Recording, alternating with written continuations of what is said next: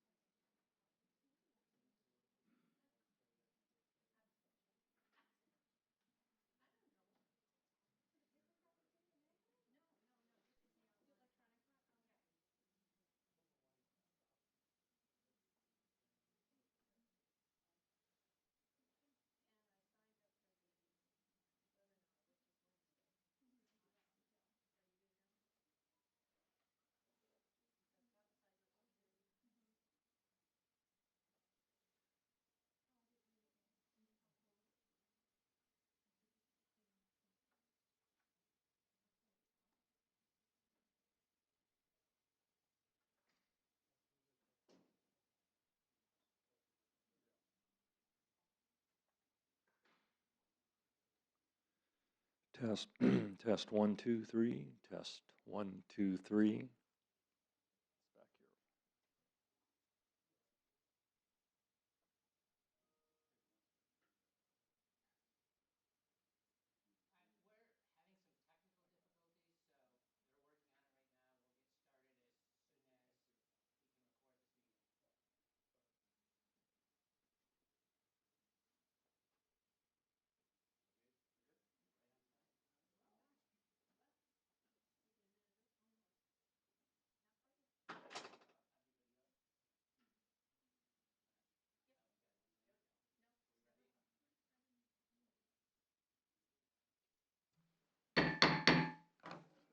We will call this February 24th, 2020 regular meeting of the Carmel Clay School Board to order. First, thank you all for joining us this evening. Second, we have a very special presentation this evening to acknowledge our middle school state spell bowl champions. Madam Secretary, roll call, please. Katie Browning is not present tonight. All other board members are present. Thank you. Please rise for the Pledge of Allegiance led by the Creekside Middle School State Spell Bowl champions.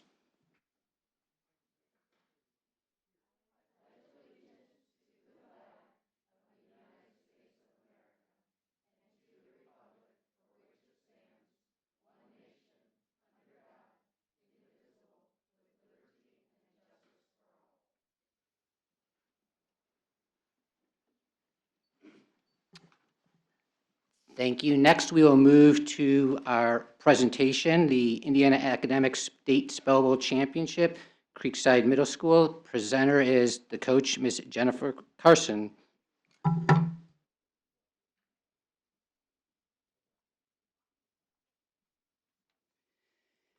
Thank you for having us tonight. We are honored to be here. This is Creekside's second year in competing in the regional and state spell bowl competitions. And as a middle school state spelling list for spell bowl has 1,625 words. And with immense diligence, these students have practiced both together and individually so that over 3 competitions, they were asked to spell 216 words and spelled 214 of them correctly.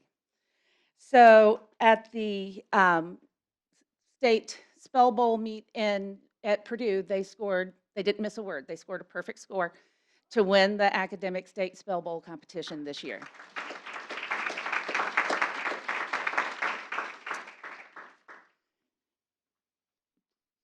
I'll read their names and they come up. Okay.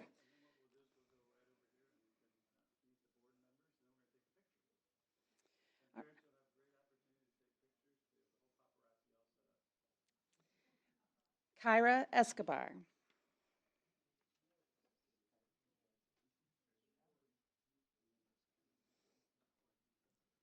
Aaron Kong.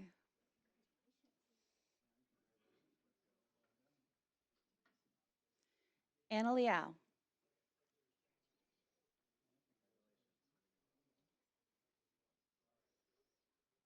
Johnny Mortha.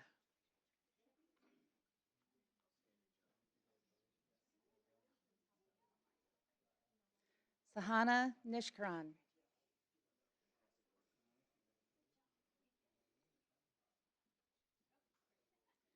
Anthony Fa.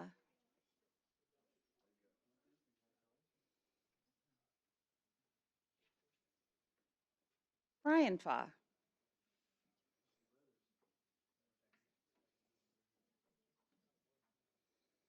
Aparna Prasad.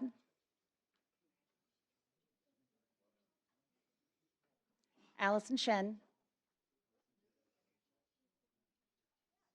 And Taylor Chuang.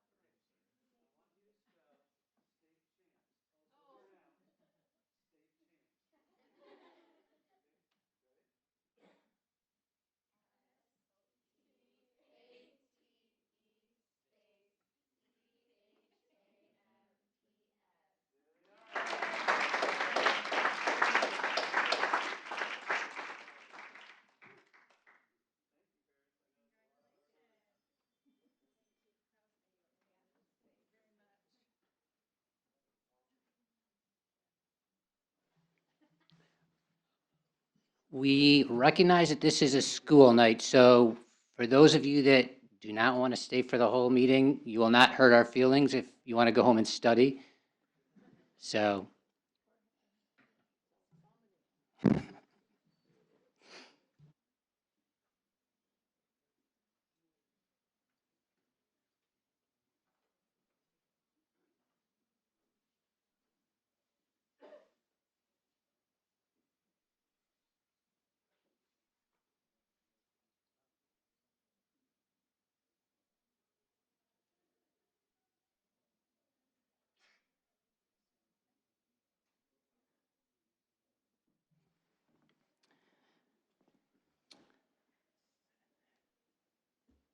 thank you. Next on the agenda, we will move to public comment. We do have one request to speak this evening. The school board recognizes the value of public comment on educational issues and the importance of allowing members of the public to speak regarding corporation matters. However, the primary purpose of the meeting is to conduct corporation business, and public comment will be limited. When you come to the podium, please state your name and address when you start your comments. Public comments shall be permitted only as indicated on the registration form. Comments may not contain any personal complaints against a student, employee, or school official. You will have 3 minutes. The green light will come on when your time begins. The yellow light will come on when you have 30 seconds left, and the red light when your time is up. Thank you in advance for your comments. The first and only request this evening is Veronica Worth.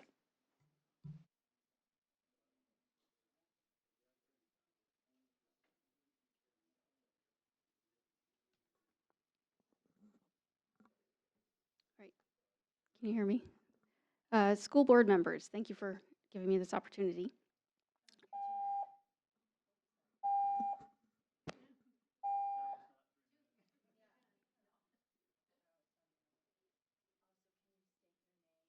Yes, sorry. My name is Veronica Worth, 3767 Coachman Drive, Carmel, Indiana. Observing lowering test scores, I am dismayed to see CCS abandoning time-tested classical literature for a subtly racist and sexist quota system. Striking literary works based on immutable traits, such as age, race, and sex, needlessly diminishes their priceless contributions. So why does the committee feel it is necessary to omit 18th century white males from our literary works when it is their universal ideas that have produced the most liberties for the most amount of people for the longest amount of time? It's odd that the 18th century writers are slated for omission, considering it was the height of the Enlightenment era, an era from which we still benefit because reason and science flourished, political thought and economics as we know them were born, and democratic and Republican governance were exemplified in the writing of our founding fathers. This line of reasoning leads me to wonder if the committee believes the contributions of Shakespeare, Dante, and Homer are obsolete as well. I firmly think it is a quality teacher, not diversity, that allows all students to relate to the great works of Western civilization. However, if a change to the reading list is warranted, a rational process should be used. What criteria will the committee utilize to determine what literature will be added? Contemporary works should be judged by the same standards as classics. Most importantly, the author should bring to the forefront e pluribus unum, from many one. Literary works worthy of praise focus on what we have in common, rather than what we don't.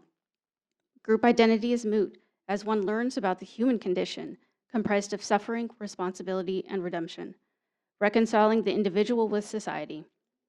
It provides material to have an open, honest conversation about what it means to be human, how best to live this out, and for what purpose. Invitation to the Classics by editors Cowan and Guinness offers standards to determine classics. It provides a sense of shared life, of humanity. It has a transforming effect on the reader's self-understanding.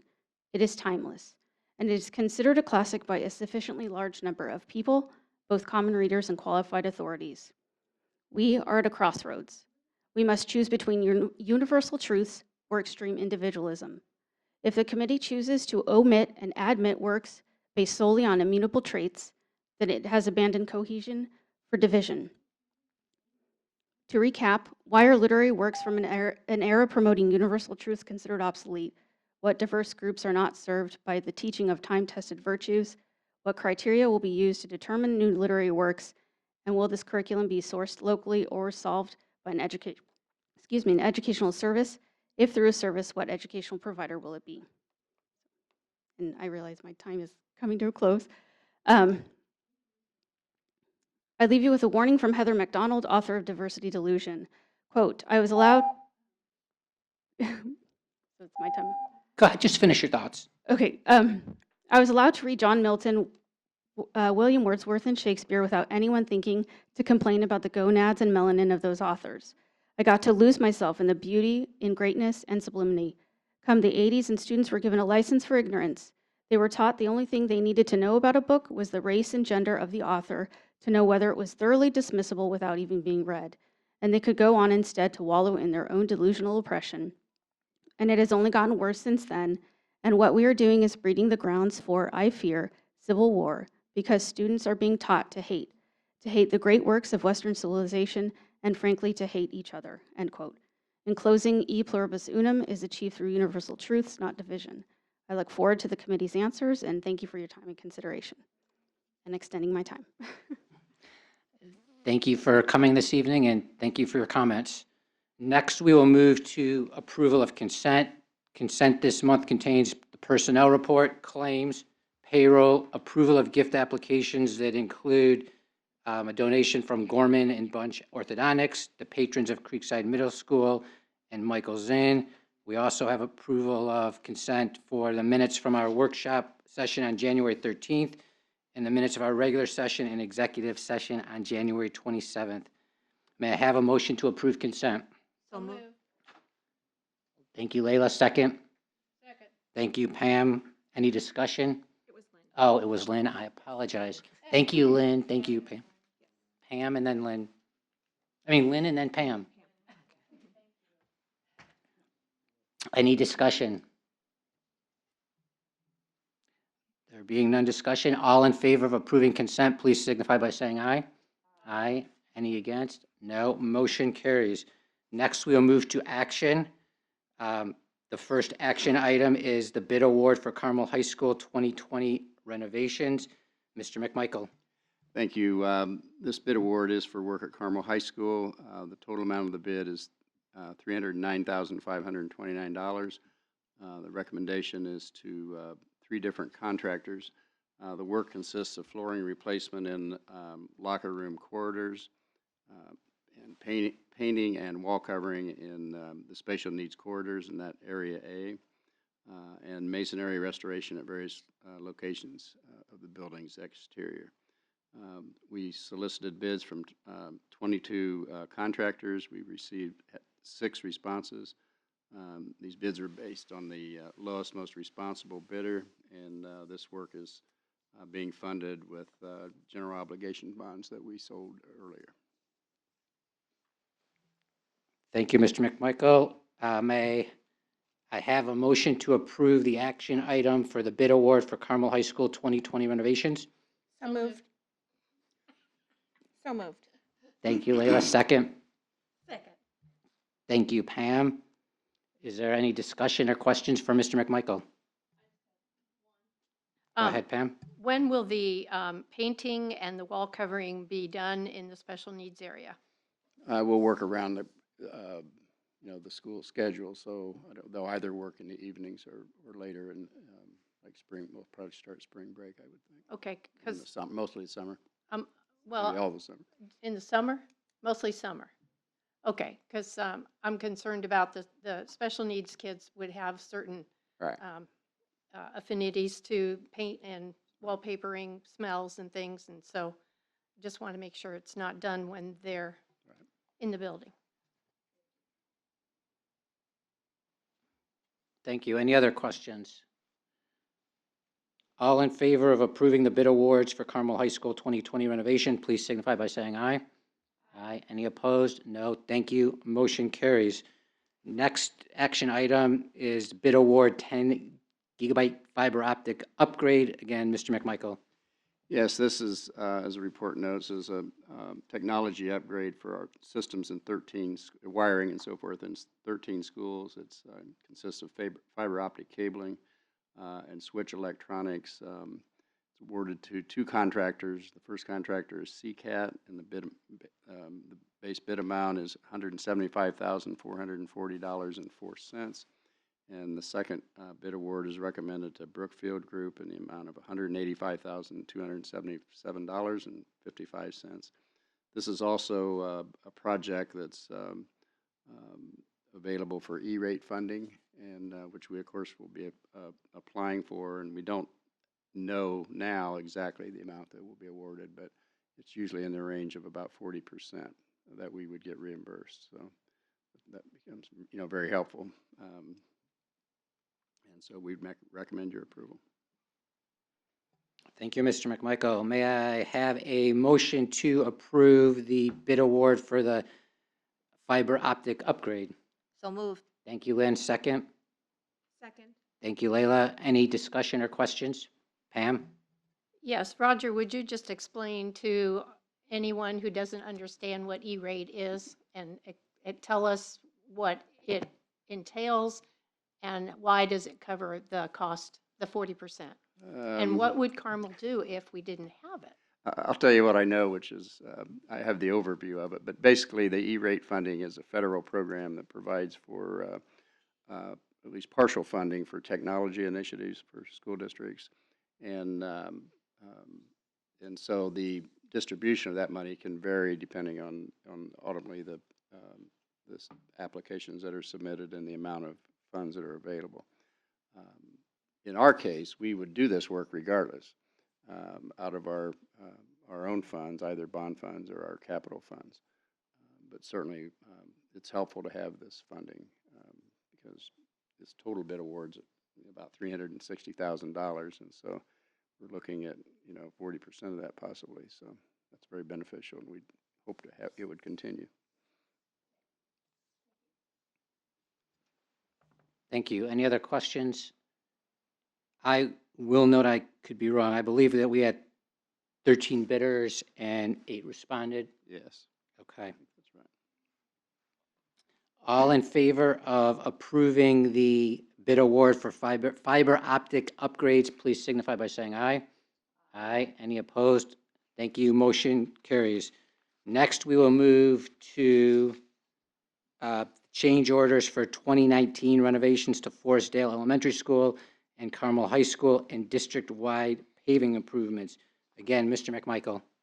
Okay, there are a number of change orders here. We would refer to these as closeout change orders, and so there are some add change orders and some deducts. The total, when we add them all up, the total add is $29,186. And this is work that was primarily done over the summer, and so we're now, it's kind of a routine that we always go through to close out once the contracts are finished. In some cases, there are adds that were not a part of the original bid, and in other cases, there's deducts for contingency allowances that were included in the contract but were not needed.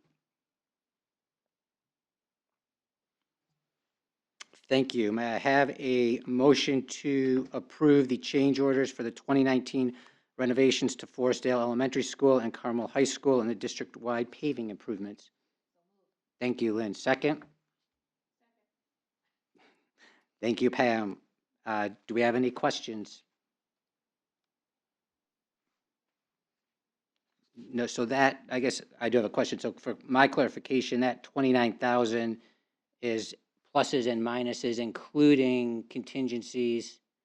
So that's the net overage from when we initially signed the contracts. Yes, this work is these contracts added to over $3 million. And so in the end, basically what we're saying is that ultimately the expense was $29,000 more than what was originally awarded in the $3 million plus.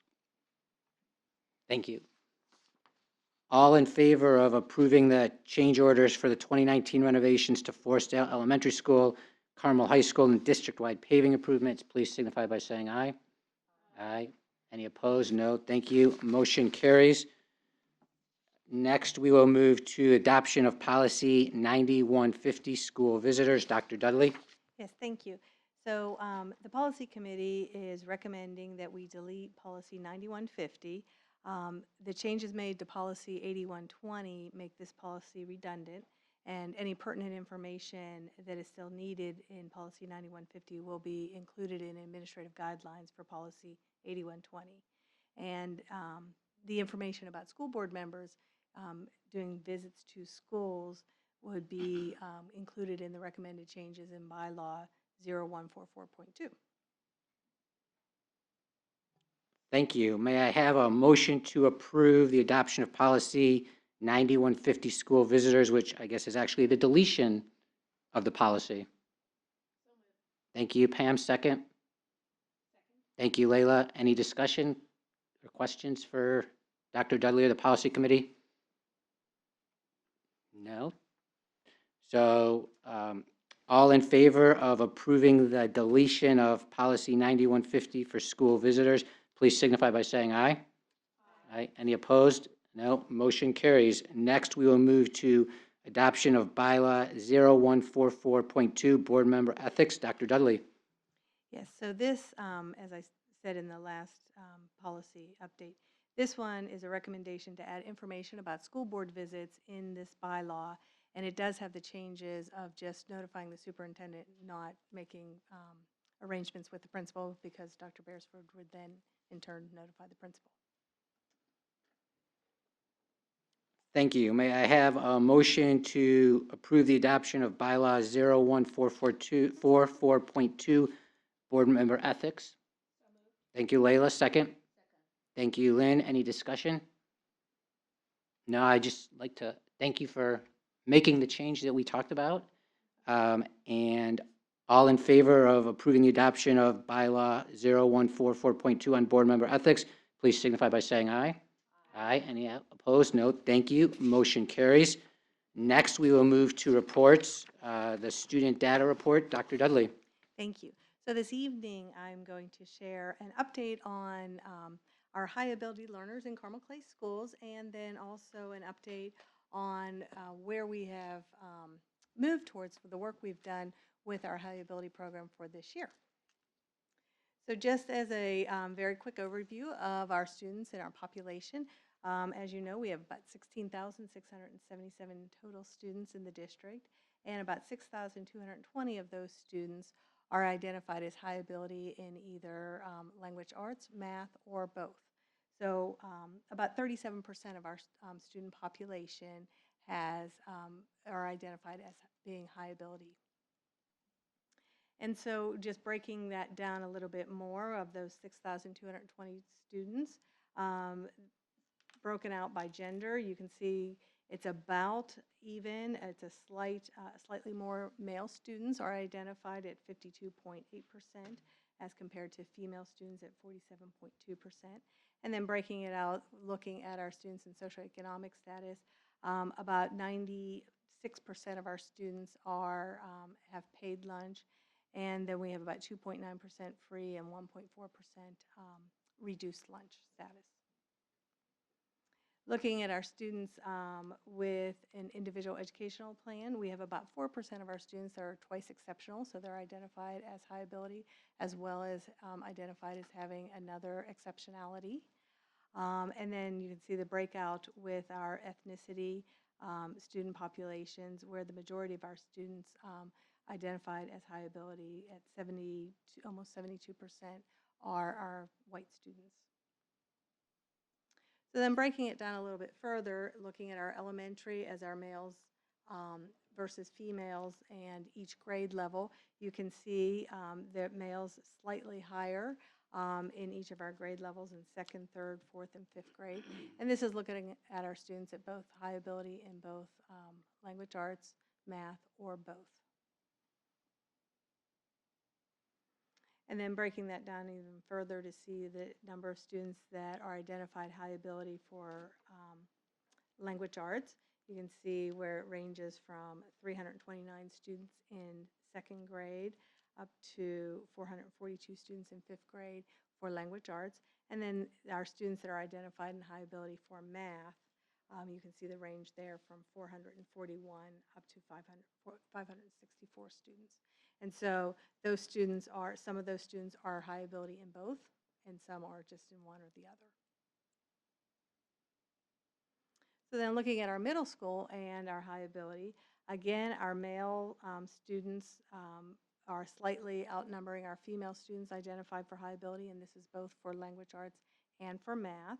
The biggest difference is in that 7th grade class currently at the middle school. And then breaking down the middle school by grade level and then by area. In middle school, we have 2 different levels of high ability math. We have the advanced math, which is 1 grade level above, and the honors math, which is 2 or more grade levels above in math. So you can see the breakdown there from 6th, 7th, and 8th grade for our language arts students that are high ability, and then our math students, the 2 categories of our math students. Looking at our high school, we have a variety of courses that are considered to be advanced courses. And so this chart here is breaking it down by grade level of students and then by area, content area. So the first column there is our students that are taking advanced courses in language arts, the number of students. So we have 1,397 total students that are taking either AP honors or IB in the area of English language arts. And then the next column there are the number of students that are taking our advanced courses in math. So we have a total of 683 students in math. And then science, we have 1,453 students that are taking advanced courses in science. And that number has greatly increased in the last couple of years, as you'll recall, with our addition of our Project Lead the Way courses that we offer in the biomedical science, and they are very popular at the high school. Our students starting in 9th grade, and they are all science electives that our students choose to take, and they have increased in population with our students over the last several years. So that's a great addition. And that Project Lead the Way series of courses, they are all full weight courses, so they are advanced courses for our students. And then our number of students, we have the most of our students taking advanced courses in our social studies department with 1,721 students in social studies. And then also we have world language as well there at the high school. So some of the updates on our high ability action items, as you'll recall last year, Dr. Beresford presented a report to you on next steps for our high ability. We wanted to report back on where we are. That is a process that we're working on, and these are the steps that we've been working on this year. So one of the recommendations was to develop a professional development plan that is focused on differentiation for high ability learners. And so we have a very comprehensive professional development plan that includes professional development and a series of professional development activities for our administrators, both in elementary and in secondary.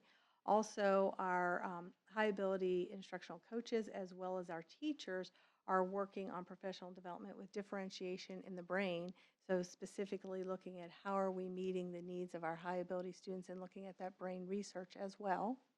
And then also our elementary coaches are also engaged in differentiated classrooms so that they can work on how they're supporting our high ability teachers in the classroom on a day-to-day surface. So all of this is tied together in a series of professional development throughout the year that also embeds the coaching aspect that really gets it into the classroom. So it's that one-on-one, shoulder-to-shoulder professional development with the teacher and the instructional coach as well. Another exciting piece with that professional development is in January, we had 36 teachers start a cohort. We are using high ability grants offered for the teachers to work on their high ability certification in partnership with Ball State University. And so these teachers are engaged in the Gifted and Talented Certification program. It's a series of 4 different courses that they'll take through Ball State, their graduate level courses, and they will be completed with that certification in December of 2020. And so we actually have 2 different cohorts going on, and it's a combination of in-person, and they meet here, right here in PMR, so many times, and then there's also online pieces of it. So they're very excited, very similar to what I shared with you 2 months ago with our E&L cohorts, where our teachers are getting their E&L certification as well through other grants.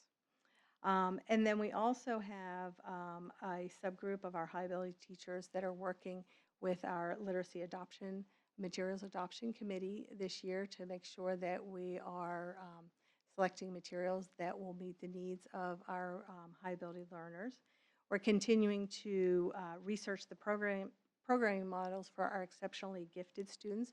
As you'll recall, one of the recommendations was to research that and look at some other program models for our exceptionally and profoundly gifted students. And that's where we're continuing looking at those pieces. And then also continuing reviewing the high ability models that support for our youngest learners, especially in kindergarten and in first grade. So it's a start to our work. The work it's going to be a journey over the next couple of years, but I think we're really excited about the work that we're doing, and I know our teachers and our administrators as well are very excited and appreciative of that work, and we can see in the classroom the differences that it's making. So with that, what questions might you have? Thank you, Dr. Dudley, for the report. Do we have any questions? Lynn? Thank you very much for your update on the high ability program. I have a question about our cohort with Ball State. And so they will go through 1 year to get a certificate. Does the state require a teacher to have certificate for high ability to teach high ability? No, they do not. And is this certificate recognized by the state? And also they can, I mean, Yes. for their future employment, they can show the certificate. So, yes, so when they complete the certification program, that's an endorsement that they can add to their teaching certification license.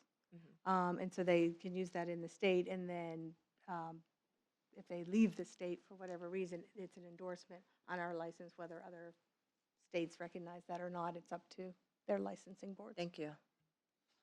You may recall when I was doing a lot of the meetings, Amy and I were doing meetings at different schools. We started out those meetings talking about back in the day when the state would fund teachers to be able to get that certification, and oftentimes do it, in the district, so they didn't have to travel to Ball State or another university. And while we were doing that, the state came up and redid those grants while we were doing those meetings. So we were able to capitalize on that almost immediately. So it was really the timing of that couldn't have been better. And now 36 teachers getting certifications. And one of the concerns we were trying to work with was, finding time and getting that extra professional development. And it kind of fell in our laps in many ways. So I've actually got to see some of the differentiation that Amy was describing, and the program is very good, very, very good. So I'm kudos to you guys for really taking those recommendations and getting after them quick. Thank you. Any other questions? Layla?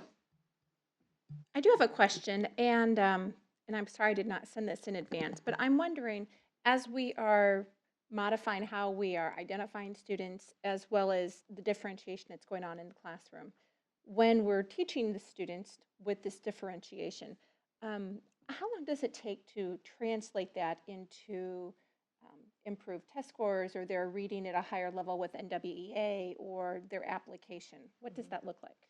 So as far as to look at a causal of here's the instructional practice and then how long does it transfer, that's a very difficult piece to say. There's lots of things that go into those increased test scores. But one thing we do see that transfer is, and this is due to our coaching model that we have, that when teachers might learn some new strategies to use within at a workshop type setting, but that transfer of those instructional practices without having the added benefit of the coaching does not necessarily transfer as well. But with our coaches, we're seeing those practices be put into place almost immediately. They're learning about those, and then they're going and they're practicing them. Then they have the opportunity to come back and learn more pieces about it, and they're practicing that with the support of their instructional coaches at the building. And that does have a very high level of transfer very quickly, which really helps. And then as we look at it's not so much looking at just increased test scores, but we're looking at every student making growth. And so we're looking at what does that growth look like? That's not going to happen in one semester, 1 year. That's going to take longer over time. And looking at what are those high yield instructional practices going on, then to increase that student achievement. The other thing I was thinking about is now that, well, not now that we're doing it, but now that we have a little more instruction and experience in doing this, the differentiation, it seems like it would help with the engagement of students, as well as they would probably seem much happier. And that really would work along, on lines of our social emotional development as well, that students are just calmer, happier. We're helping them achieve at a level that they feel confident with. So, thank you. Right. And another thing, too, to keep in mind is the differentiation is not just good for our high ability learners, but it is great for all of our learners. And so using that as a lens to what are those instructional practices that we use in all of our classrooms. And that's where our coaches are so pivotal in bringing that practice into the classrooms, and then making sure that our administrators as well understand that and understand what to look for when they're in the classrooms, how they can help give feedback, specific feedback to all teachers. Pam? Yes, I'm glad you mentioned that, because that was going to be one of my questions as to how this is affecting the other 10,000 students or 9,000 students that we have in the classroom. So that this is being done for the elementary and secondary administrators. Are all teachers going through much of the same training, or is this just being focused on the high ability teachers? So right now we have the elementary and secondary administrators and the K-8 coaches that support all teachers in K-8 are working on this training. Specifically, our second, third, fourth, and fifth grade high ability teachers have specific sessions here in collaborative groups, grade level collaborative groups, but then training additionally back in the buildings with the teachers, either in a one-on-one setting, or it could be where the principal brings it to professional development in their building is happening. But we're not bringing all teachers over here at this point. That's more of a process, since we do have a lot of teachers. Right, but I'm saying, a collaboration that happens in the buildings. Correct. Can this be, brought down to them after the administrators go through this training? Absolutely. And then brought to the teachers? And some of that has already been replicated with all teachers, some of those Okay. pieces of it, yes. And I was just wondering, the chart that you show all the students, Mhm. if you roll back, The very first one, that elementary, this one? no, Oh. keep there. Elementary breakout, back one. You've got second grade at 497 students, Mhm, but yet the next chart mhm, has more. mhm. So what happened? So some of the students are high ability language arts only, some are high ability math only, and some are both. Okay, but the chart before this, can you back? Yeah, says elementary breakout. So it looks like those are all the students. So this is looking at males and females, but like some of the males are counted one time, some are counted twice, based on, Okay, that's kind of, that's a little Yeah. deceiving. Okay. And then up to the chart on the high school. Okay, can you explain to me why we have so few in world language when we've got so many in many of the other categories? so the world language is a much smaller program. All of our students take math, science, social studies, and English at the high school. Those are all cores. The world language is an elective. Our students take many, many different electives, and many of them do take world language, but not all of them move into levels 4, 5s, the IB, the AP, not all of them move into those levels. So what's required in the core? So for a student to receive an academic honors diploma, they have to have 3 years of a world language or 2 years and 2 years of 2 different world languages to receive that academic honors diploma. Okay, that just, And, and part of it is we have so many wonderful courses that our students get to choose from at the high school that there's a lot of competition.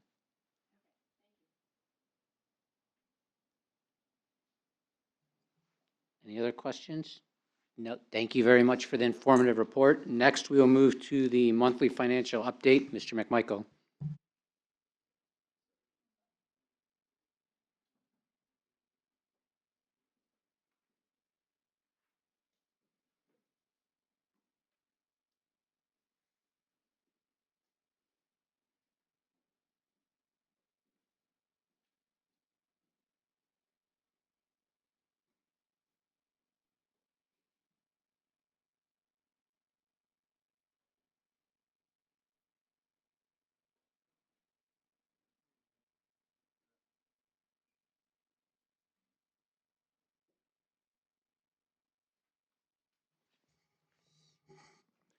Okay, so this is the first month for this year, of course, and you'll see in our education referendum fund that we started with a cash balance of 9.3 million and ended with 3.6. It's primarily because January is a 3-pay month, and so if you look at the amount of expenditures for salary and benefits as compared to the state basic grant under revenue, that is really the reason for the rather significant drop. Next month, it'll kind of reverse itself where the revenue will be greater than the 2-pay month, and so the balance will come up a bit, but it will, as always does, will gradually decline over the first 6 months because, as you know, part of our funding being from the referendum fund, we receive that primarily twice a year, so there's nothing changed there really. In our operation fund, same thing. We had, there are salaries, of course, as a part of the operation fund, transportation staff being the largest one, but there are also maintenance staff and IT technicians, and so again, that 3-pay month has an impact on the the resulting cash balance.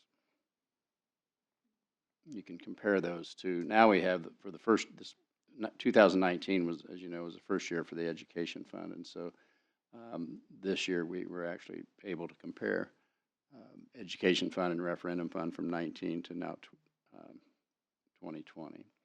And again, you can see that last year we started out with 8.3 million, and by ending January had 7 million, but again, that was the result of the 3-pay month, and so you'll see that kind of bounce back next month. I'll respond to any questions that you have.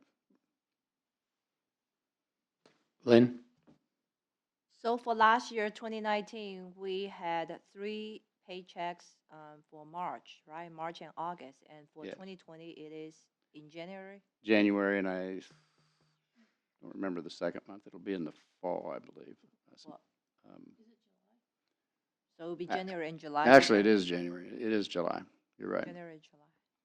So Yeah. what's a reason for the change from March to January? Why last year? It's just how the Fridays Oh, fall. it's Oh, it's okay. because, you know, we Gotcha. typically are paying every 2 weeks, and so eventually that third cycle of the Friday payday, we end up with twice a year. We end up with 2 of those in 2 3-pay months. Gotcha, thank you. Any other questions? That was your question? Well, thank you, Roger. Next, we will move to board members' report. Pam? yes, I'm going to report tonight on a conference that Layla and I attended. Yeah, I was just getting there. She hasn't got it up yet. 3 of us went to the Equity Symposium and the Advocacy Institute, and they were ran side by side, one right after the other. And these were in Washington, D.C., and Layla and I and Stephanie Whiteside went, and Stephanie is our new mental health coordinator. So this was really good for all three of us to go to because equity is a big topic right now within the school system. So this happened, the title was Identifying and Eradicating Discriminatory Practices, Prejudices, and Beliefs in Education Policy. So this was February 1st, which was a Saturday. The opening session, the keynote speaker was Alicia Butler, and she was the National History Teacher of the Year. She was very good. But before she said anything, Tom Gensel got up, and he's the NSBA retiring executive director, and he gave the opening remarks. And he stated that this is the 5th year for the Equity Symposium, and the attendance has increased each year. And in public education, the motto is every child, every day. So that's important when you speak about equity. When we went to the speaker, it was interesting because she talked about walking with the strength of your ancestors and with your community at your back. So she was pulling past and present together. Of course, she's the history teacher, so that would be natural for her. Curriculum needs to be a voice to inspire change, to energize students. And this is something that we've been talking about here at our school board meeting when we've been talking about our curriculum and what we're looking into for reading and how we're going to be changing the curriculum and what we're looking to do. All students should be able to see themselves in what we teach. People's stories are important, past and present. Teachers need to reflect the student population diversity, and curriculum must be able to speak to all students. Then the sessions I went to, one was equitable access. It's all about kids, not about their gender, which was an interesting one to attend because it was about a transgender student and the use of restrooms, and this was in Pennsylvania. And the principal and the superintendent were the ones that were presenting this one, and they went through a lot of the things that happened during this particular incident. And their main takeaway was there's no presence for hate in school, and you need to talk about tolerance of all students. And so they changed the way they designated restrooms. I guess I'm not rolling this, am I? Sorry. So they changed their restrooms in the building. They added curtains, shower stalls, and the curtains to separate. So all students had an opportunity for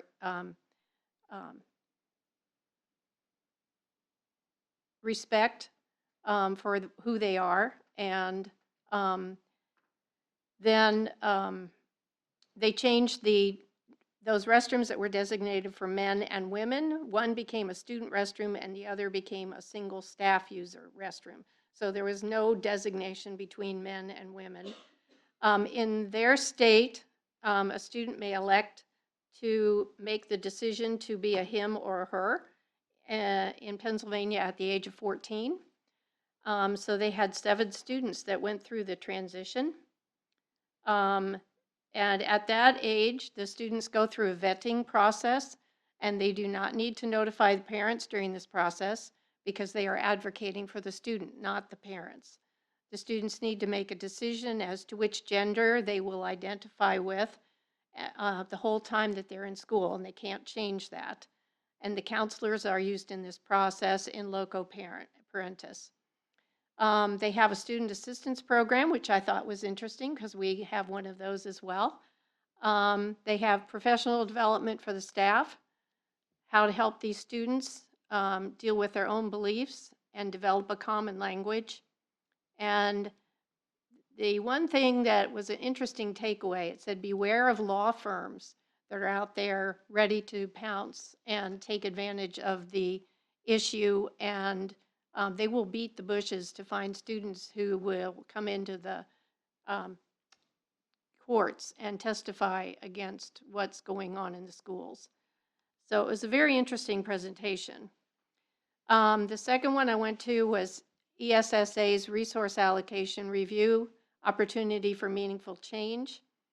It was presented by the Education Trust, which is a nonprofit company. and they help unlock excellence for every student. So they help schools with their resources, come in and help schools figure out what they will do with their money, time and their people. Those are all resources used in the schools. The law requires, and part of the school improvement process, the diagnosis and planning and a needs assessment. Then they gave us 7 ways to maximize the use of dollars in the school system. And after I got through reading all of these 7, I felt that we, as a school system, have been doing a very good job of allocating our resources. And so I felt very good about Carmel schools. The third session, more than just a seat at the table, considering the requirements for equitable partnering between marginalized parent populations and school districts. And this was talking about the roles that school boards play in equity. We make policy, we develop history, recent research, and our experiences. Book was suggested to read, The Evolution of Deficit Thinking. And I thought this was an interesting fact. 70% of all school board members are over 50. Kind of interesting. Parent engagement may be other mothers and fictive kin. So it's not always your parents, but it could be somebody else taking care of the child. Then they had recent research on this as well. The closing session, the speakers were Hannah Lucas and Charlie Lucas. And they were a brother and sister who have developed an app called Not Okay. And this, I didn't write down as much on this as I could have, but his sister, Hannah, tried to commit suicide. And so he wanted to do something to help students that were like his sister. And Charlie is the younger brother. He's a freshman in high school, and she's a senior. And he developed this app, Not Okay. And so if you are in a situation where you're feeling like things aren't going well, you put your name in the app and you say, I'm not okay. And they have the opportunity to, and this goes out to the app, and people can download this app, and it's supposed to help anybody else who might be in this situation, where they get to a point where they're just not feeling okay. And so I thought this was something maybe we could look at here in this school district to help our students. The other one that I went to was the Advocacy Institute, and this is called Champion Our Children. And this was February 2nd through the 4th. And we went through legislative overview for people who are new to the conference. And the legislative overview brought in IDEA, E-rate, which we talked about earlier, title programs and the Higher Education Act, the PrEP Act. There was a bill on vaping and student health and safety, child nutrition, school infrastructure and broadband connectivity, and HR 2772 on issuing bonds, part that states can refinance one time at a lower interest rate. And that was taken out in 2017, and they're hoping to reinstitute that. The 2 that we were urged to talk to our legislators on were IDEA and E-rate. Both of those are very important programs. IDEA is supposed to be funded to, let's see if I have that, I think I wrote that down. Yes, I know. Okay, anyway, I may have it down here somewhere, but IDEA is supposed to be funded to 40% in our federal budget. And the federal government has not funded the state 40% since 1975 when it was implemented. And at this point, right now, they're only funding 14.6% of the budget for the states. And that puts states and school systems in a bind, because then the schools and the states have to fund the special ed programs on their own. And so it's very important that um, IDEA get fully funded to the full 40%. But I'm not sure with some of the proposals that are out there right now that that is going to happen. And the E-rate is very important. The FCC made changes to Category 2 funding. Program rate may be up to $25,000, which is higher than it is now. We're supposed to tell our legislators that E-rate works for our district. And the thing that they're looking at right now, which is a very important point, is they want to merge the E-rate program with the other programs in that same category. And one of those would be,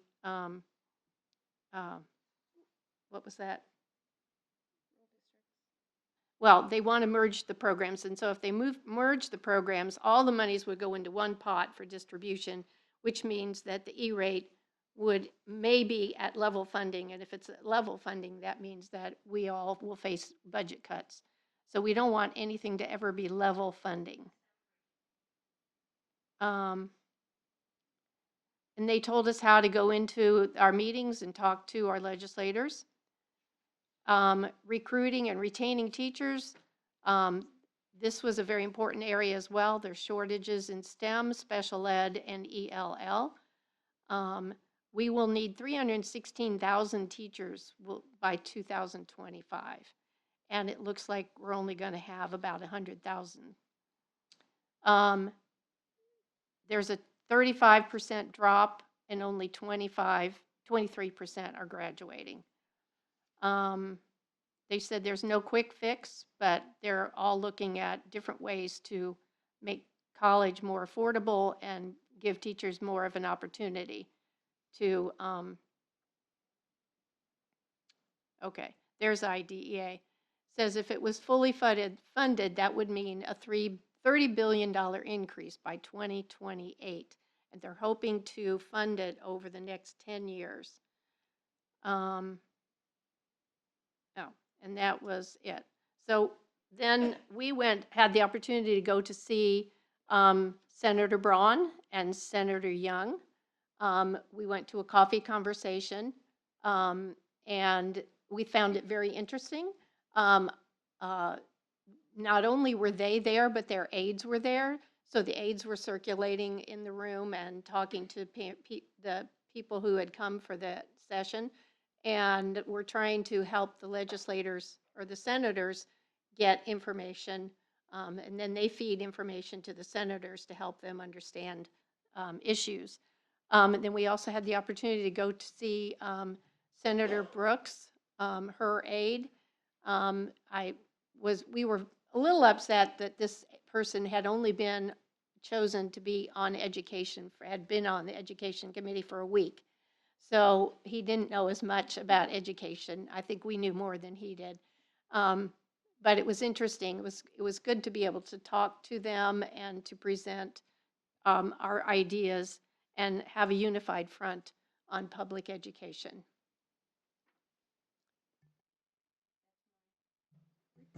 Well, thank you, Pam, for the report. It's a very timely report since this week is National Public School Week.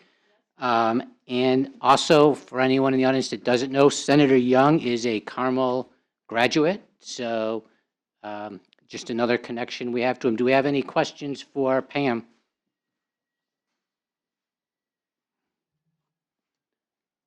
Nope, thank you. Next, we will move to legislative update. Layla. Thank you. And I don't have nearly as much as Pam, which is a good thing. I think we're all excited about that, but I do have a lot to share. As Pam stated, we did have the opportunity to attend NSBA's, the Equity Symposium and the Advocacy Institute. I think what we found most refreshing about the Equity Symposium is that it provided us a different lens to which to view our policies, the curriculum, and then programs so we can support each student, including those areas of social emotional learning and how that aligns with ESSA. The Advocacy Institute highlighted the 8 national legislative priorities for the 116th Congress, and of these highlighted areas, our CCS team chose to focus on 3 specific areas that we thought would have the most benefit for our Carmel Clay schools.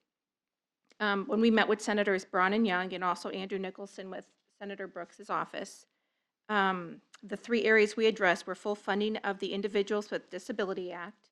And I know while I was there, I was shooting emails to Dr. Beresford to get more information. And if that was fully funded, that would be about $3.5 million more dollars brought into our school for our students with special needs. The great thing about that is we're already spending that money, so that would actually be an increase for all of our students, not just those with disabilities, because that money would be going. Yes, thank you very much, Pam. The other, we vehemently oppose the new rule that the FCC is suggesting to place a cap on the Universal Service Fund, which is part of the E-rate program. And this would certainly cost us millions and millions of dollars. Especially since Roger just shared that typically when we do get our E-rate funding, that kickback grant is approximately 40%. And the millions that we do spend would be reduced drastically if we didn't have the E-rate programming. And also the other topic that we discussed with each of the legislators was the supporting different initiatives like the Higher Education Act reauthorization to strengthen and build our educator and our school leader workforce. Follow-up letters were sent. I sent all the follow-up letters as thank yous with our attachments with the information provided about our school system to each of our legislators. And we received pictures back from Senator Young. Yay us. Signed. So, next on our agenda, Mike and I had the opportunity to attend the State House Day with ISBA on February 11th. Mike and I had the opportunity to talk with our legislators, our CCS legislators, Representative Shabley and Senator Ruckelshaus, who were at our table, which was quite nice. ISBA highlighted areas of focus and concern, including parts of House Bill 1002, 1003, HB 1204, HB 1222, yes, and Senate Bill 223 and 266. And we are starting our 8th week in the session.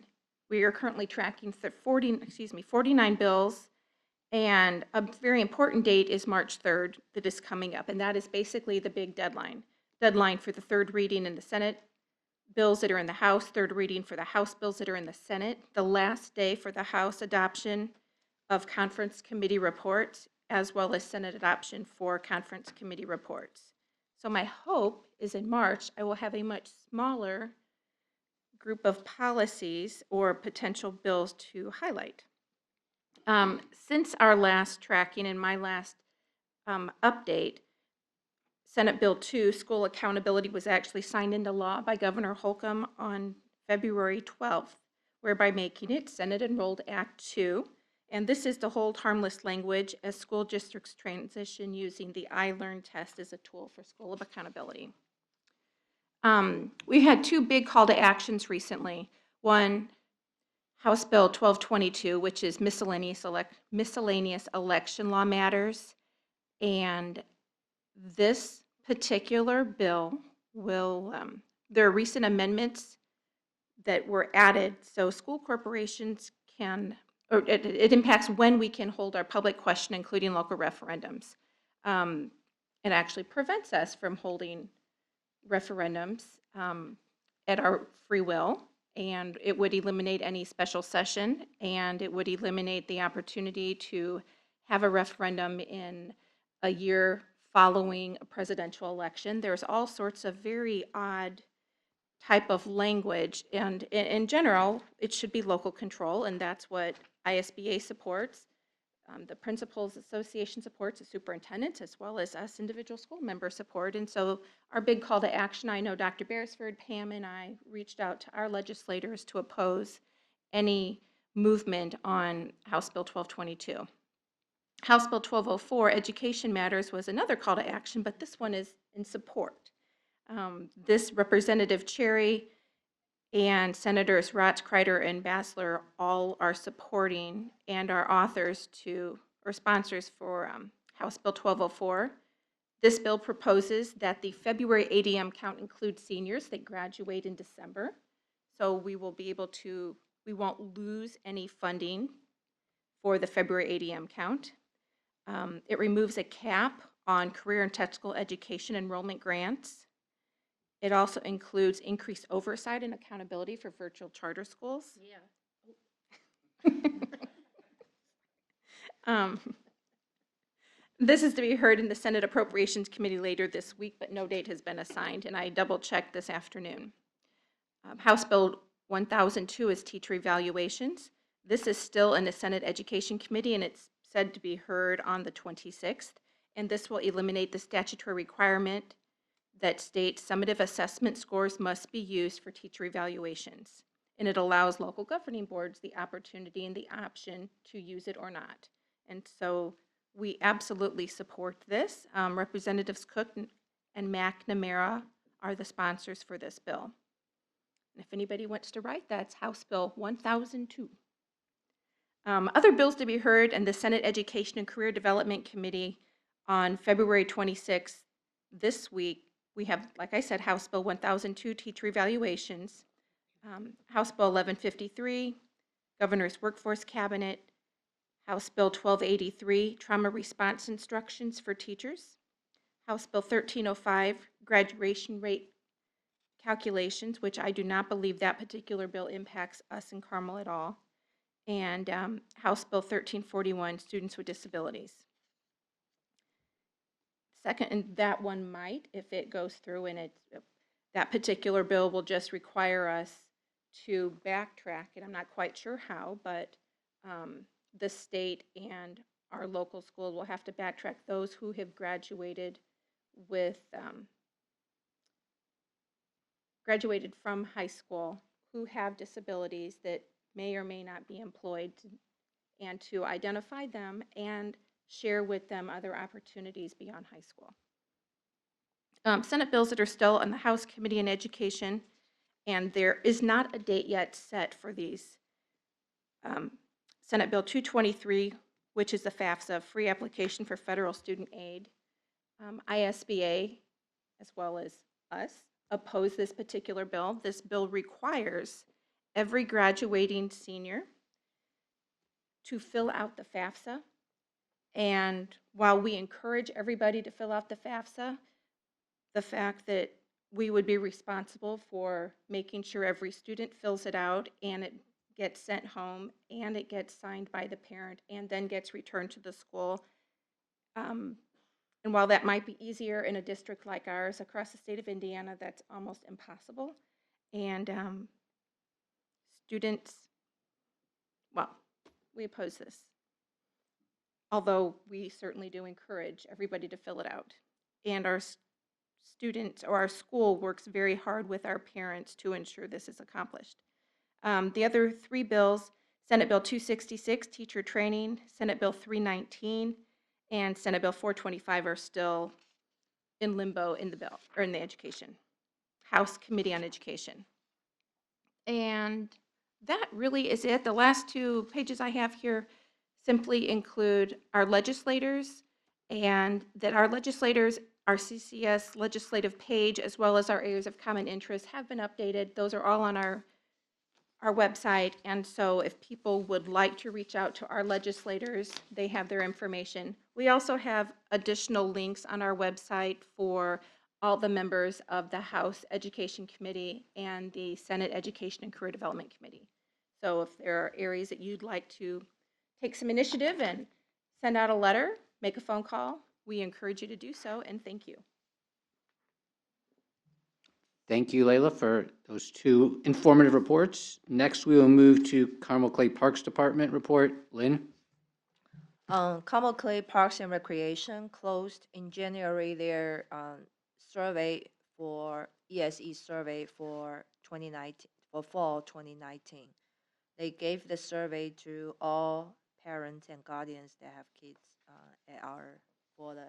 in the ESE program.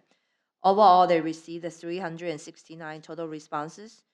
and achieved almost 92% overall satisfaction rating for their ESE program.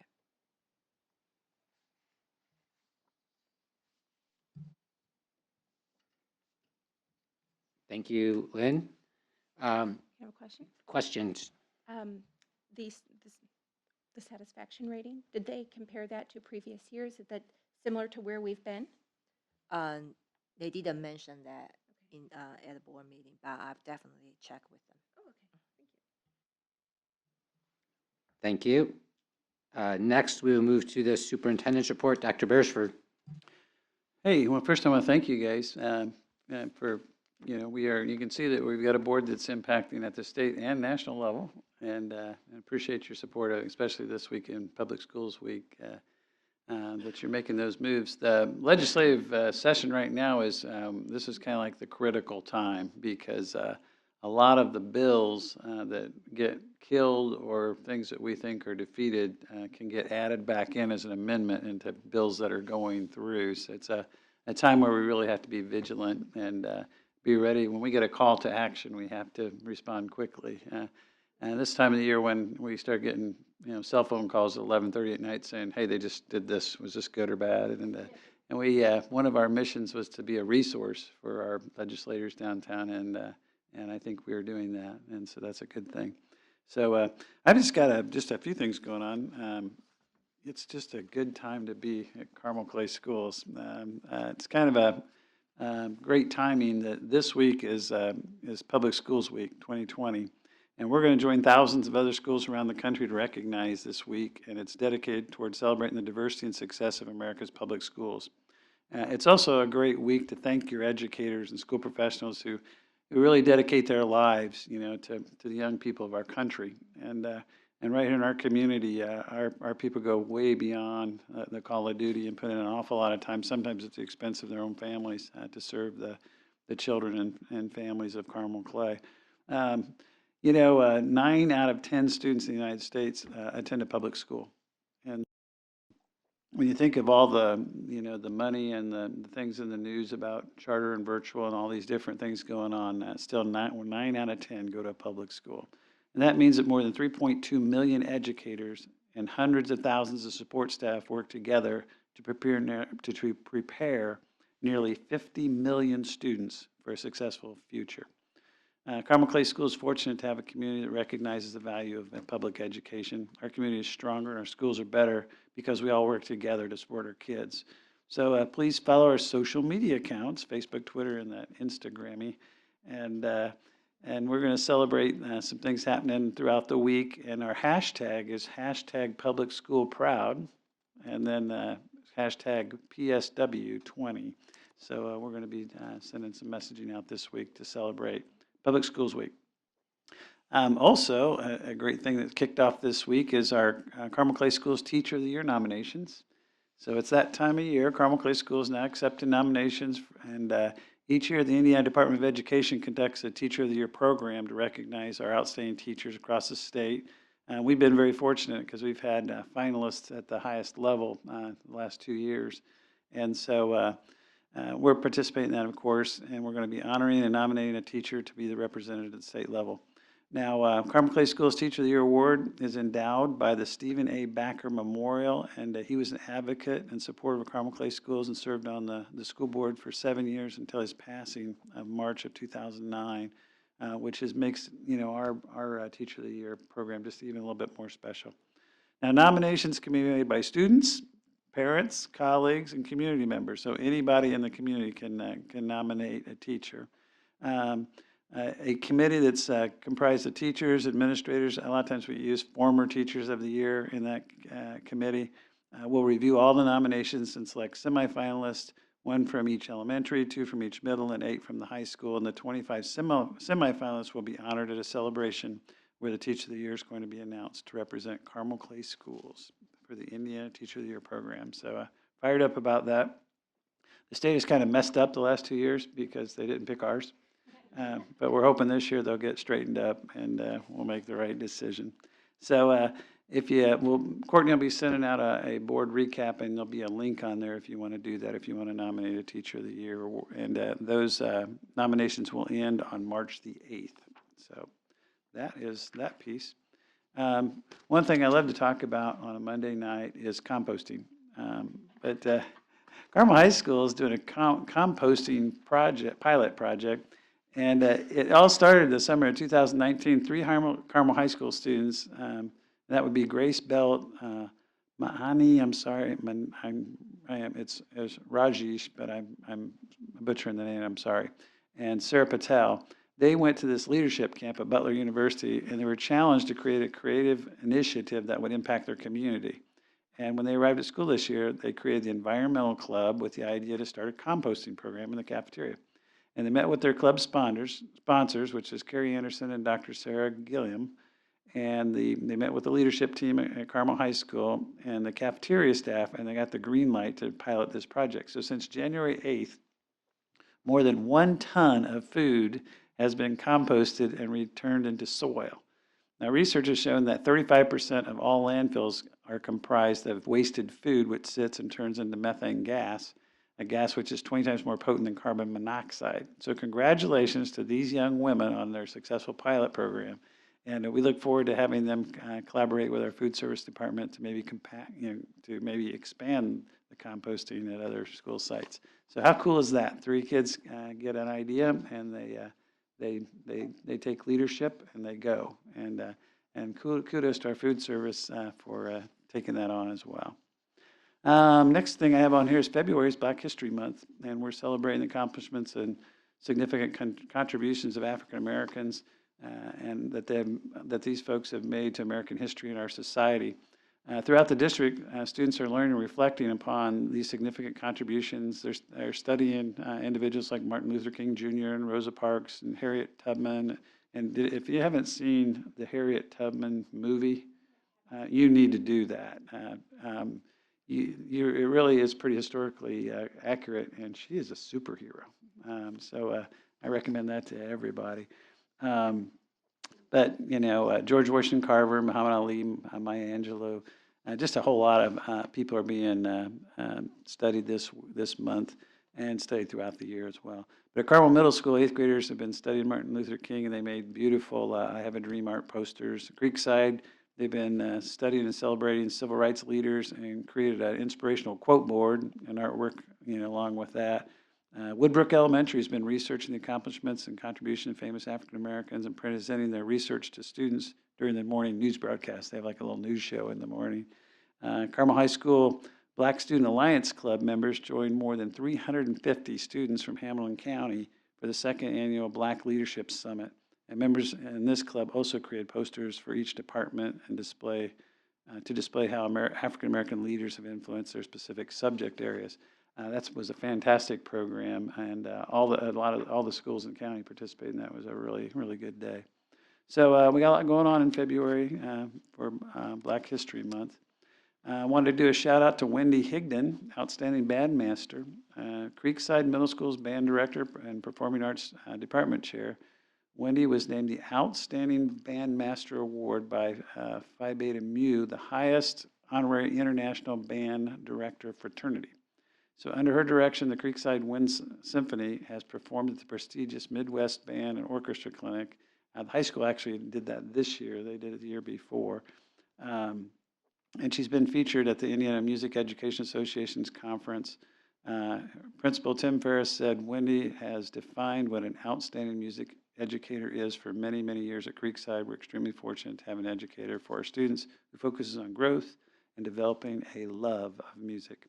And she leads our entire music department with a passion that is infectious for students and her fellow music educators. So shout out to Wendy, congratulations. Carmel Mock Trial Team was first out of 16 teams at the state regionals, in Indianapolis Regional, and they're going on to the state finals on March 7th and 8th. Zoe Edwards won the Outstanding Attorney, so keep that name in mind if you need an attorney. Wait a few years till she gets out of law school, and she's going to be awesome.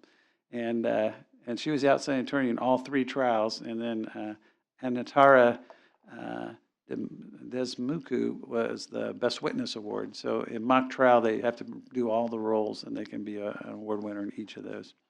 And then the show choir had a great showing at the Franklin Central Hoosiers Show Choir Classic this past weekend. New addition, Tier 2 mixed grand champions, Best Vocal and Best Visual Captions. Accents were the unisex division grand champions and Best Vocal and Best Visual Captions. And the ambassadors were in Tier 1 mixed first runner-up. So they almost we almost swept it, but they were runners-up and had the best visual caption. So watch out, the Carmel choirs are on the hunt. World of Sports, the Carmel High School boys swimming and diving team won the sectional meet. They scored 540 points out of a possible 544. It's pretty dominating. And this is the Greyhounds' 13 consecutive sectional championship. And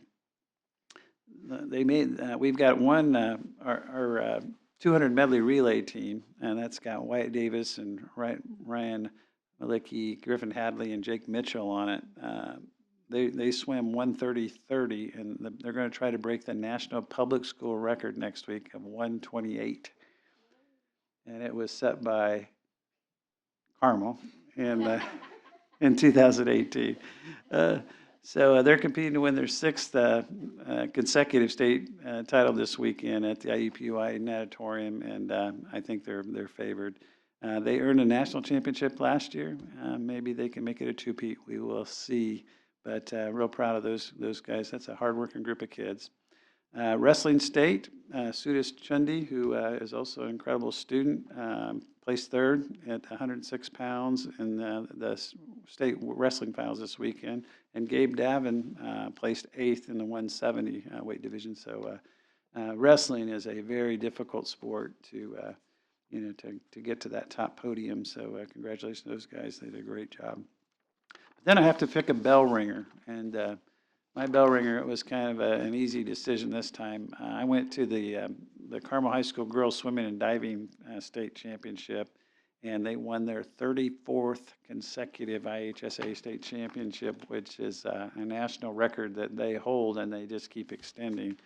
And this is an interesting group because normally we've got 2 or 3 swimmers that are heading to Texas and seniors, and we did not have like these superstars. It was really a team effort. And they were estimated, they thought they may score 300, 330 points, something like that. And they scored 426.5 points. And that ranks as the 4th highest point total of all time in swimming. They swept all 3 relays for the 7th time in the last 8 years. And they took 2 individual events. And this is my favorite part. Sophomore Gretchen Luking won the 200 freestyle. And freshman Barrett Berglund took the 100 backstroke. These are a bunch of young girls, and so the future is bright. And the Greyhounds coach, Chris Plum, has now coached a combined 22 total championships in boys and girls swimming. And he's just 1 title short of the guy who has the record, who is from Carmel. And it's our cross-country coach, Chuck Keppen. So Chris is on the verge of record-breaking something, which is kudos to him and his staff for doing a great job. So I did not do the Nestea plunge into the water, into the diving. I chose instead to do a cannonball, and I think I got like a 7.2 on it.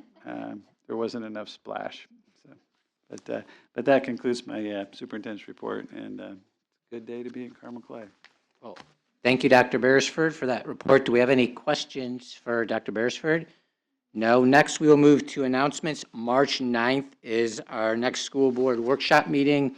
March 23rd is a school board regular session. And just around the corner, April 3rd through 10th is spring break. At that point, may I have a motion to adjourn the meeting? And a second? All in favor? Thank you. Meeting adjourned.